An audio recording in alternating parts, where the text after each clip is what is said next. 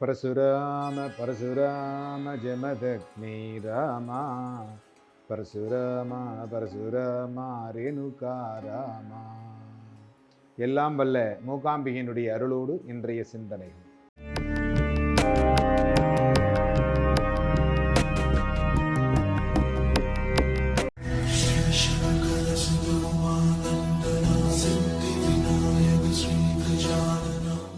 தமிழ் வழி கும்பாபிஷேகம் அப்படிங்கிறது இன்னைக்கு நிறைய பண்ணிக்கிட்டு இருக்கிறாங்க. இந்த தமிழ் வழி கும்பாபிஷேகம், தமிழ் மொழியில் கும்பாபிஷேகம், அப்படி கும்பாபிஷேகம் தன் நன்னீராட்டு விழா அப்படின்லாம் பெருஞ்சாந்தி அப்படின்னு கூட சொல்றாங்க. அதாவது இந்த தமிழ் வழி கும்பாபிஷேகம் இது எல்லாரும் நிறைய பேர் எதிர்பார்க்கின்ற ஒரு செயல். அப்படின்னா முழுக்க முழுக்க அவர்கள் தமிழினிலே அந்த புத்தகங்களை தயாரித்து அதற்குண்டான வல்லுநர்கள் மூலமாக அதை சரிபார்த்து இதில் செய்யலாம் என்று அறிஞர்கள் கூறி அதன் பிறகு அதை தொகுத்து வழங்கி அதை அடுத்தவர்களுக்கு சொல்லிக் கொடுத்து அதன் பிரகாரம் வர வேண்டும். இரண்டாவது, ஆகம முறைப்படி ஒரு கோயில் கும்பாபிஷேகம் நடைபெற்றிருக்கிறது. வயலூர் கும்பாபிஷேகம் இதுவரைக்கும் ஆகம முறைப்படி செய்திருக்காங்க. அப்படிங்கிற பொழுது இதற்கு பின்னாலும் அது ஆகம முறைப்படி தான் செய்ய வேண்டும். அதுல நீங்க தமிழ் முறை அப்படின்னு சொல்லி எங்களுக்கு ஒரு 2 குந்தம் தனியா கொடுங்க அப்படின்னு கேட்டு தமிழ் முறை அப்படின்னு சொல்லி பண்றீங்க.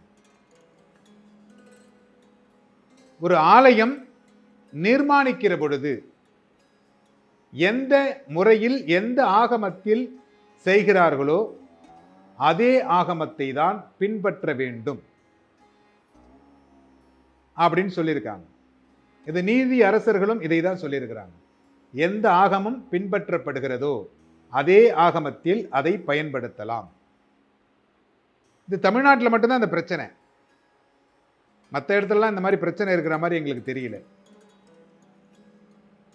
ஏன் அப்படின்னா இந்த தமிழ் மொழி அப்படிங்கிறது தொன்மையான மொழி. அதில் தமிழ் மொழியை போல் எங்கும் காணோம் அப்படிங்கிறது நாங்களும் ஒத்துக்கிறோம்.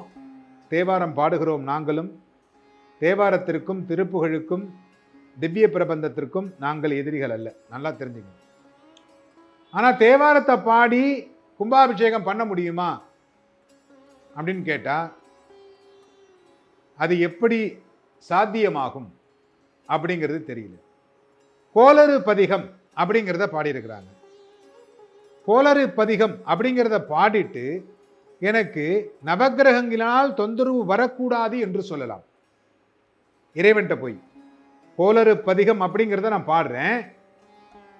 வேயூரு தோழி பங்கன் விடமுண்ட கண்டன் மிக நல்ல வீணை தடவி மாசிறு திங்கள் கங்கை முடிமேல் அணிந்து என் புலமே புகுர்ந்த அதனால் ஞாயிறு திங்கள் செவ்வாய் புதன் வியாழன் வெள்ளி சரி பாம்பிரண்டும் உடனே ஆசிறு நல்ல நல்ல அவை நல்ல நல்ல அடியார் அவருக்கு மிகவே. இத பாடுகின்ற பொழுது அந்த நவக்கிரகங்களால் ஏற்படும் தோஷங்கள் நிவர்த்தியாகும். அதுக்காக தானே பாடியிருக்காங்க. இதை நவக்கிரக பிரதிஷ்டிக்காக அதை பயன்படுத்த முடியுமா? இந்த பதிகத்தை பாடி நான் வேள்வி வளர்க்க முடியுமா? முடியாது இல்லையா? ஏன்னா சென்னையில கபாலீஸ்வரர் ஆலயத்திலே ஒரு செட்டியாருடைய பெண் பூம்பாவை உற்சவம்னு ஒரு உற்சவம் நடக்குது. அந்த உற்சவத்திற்கு திருஞான சம்பந்தர் ஒரு 10 பாடல் பாடியிருக்கிறார். இறந்து போன பெண்ணுடைய சாம்பலை வைத்து பாடி உயிர் பெற வைத்திருக்கிறார். இதை வச்சுக்கிட்டு நம்ம கபாலீஸ்வரர் கோயில் கும்பாபிஷேகம் பண்ண முடியுமா? முடியாது. ஆனால் நோயோடு இருக்கின்றவர்களுக்கு இந்த பாடலை பாடினால் கண்டிப்பாக அந்த நோய் தீர்ந்துவிடும். இறைவனை வழிபாடு செய்வதற்காக, இறைவனை துதிப்பதற்காக எடுத்துக்கொள்ளப்பட்டது சிவபுராணம். சிவபுராணம் பாடுறோம், நாங்களும் பாடுறோம். ஆனா இதை வச்சுக்கிட்டு கும்பாபிஷேகம் பண்றோம், வருட பூஜை அப்படின்றீங்க. இது எப்படி சாத்தியமாகும் என்று புரியவில்லை.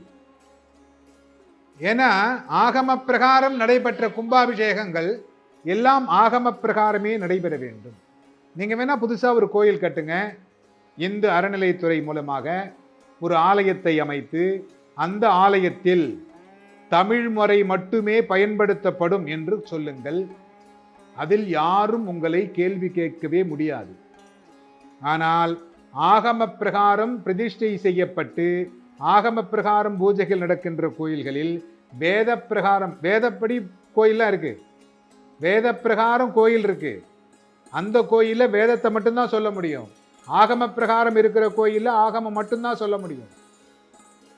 வேதம் இருக்கிற கோயில்ல ஆகமம் சொல்ல முடியாது, ஆகமம் இருக்கிற கோயில்ல வேதம் சொல்ல முடியாது.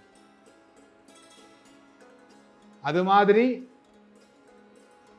எது நமக்கு நன்மை பயக்கும், நம்முடைய இந்து சமுதாயம் மேன்மேலும் வளருவதற்கு நாம் என்ன செய்ய வேண்டும் அப்படிங்கிறத தெரிஞ்சுக்கிட்டு அதற்கு தகுந்தால் போல் நம்முடைய